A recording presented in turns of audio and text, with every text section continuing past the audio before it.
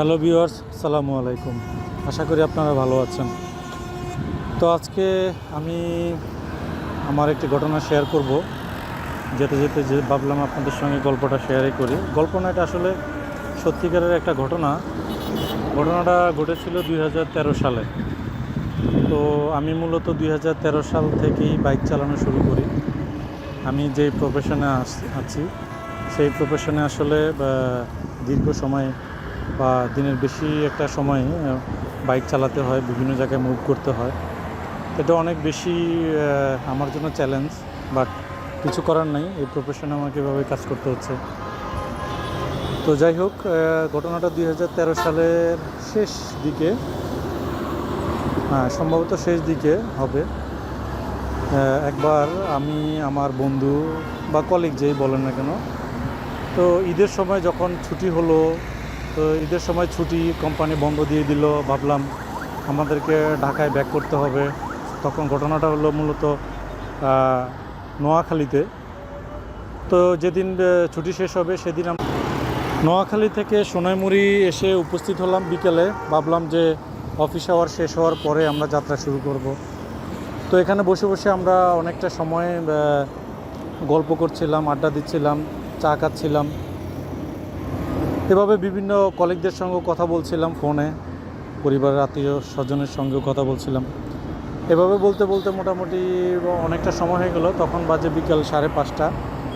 তো 5:30 পরে ভাবলাম যে আমার কলিগকে বললাম, চলো তাহলে আমাদের যাওয়া যাক, আমরা যাত্রা শুরু করি।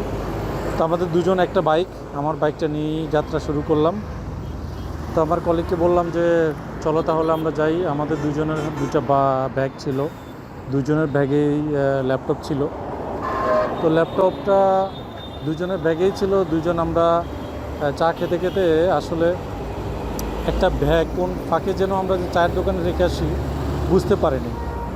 তো সোনাইমুড়ি থেকে রওনা করে আমরা বিকেল 5:30টার দিকে যখন রওনা করি, আমরা লাকসাম পর্যন্ত চলে আসি। তখনও মোটামুটি 40 কিলোমিটার কাছাকাছি হবে, চলে এসেছি। তো আসার পরে হঠাৎ মনে হলো যে আমার কলিগকে বললাম যে কলিগ, বন্ধু, আমার তো ব্যাগটা রেখে আসি মনে হয়, আমার তো কাঁধে ব্যাগ নেই।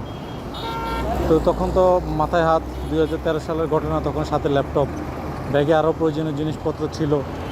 দুশ্চিন্তার ব্যাপার, কিছু করার নাই। তো ভাবলাম যে তাহলে চেষ্টা করা যাক, একবার গিয়ে দেখি। আমরা আবার তখন পুনরায় লাকসাম থেকে ব্যাক করলাম।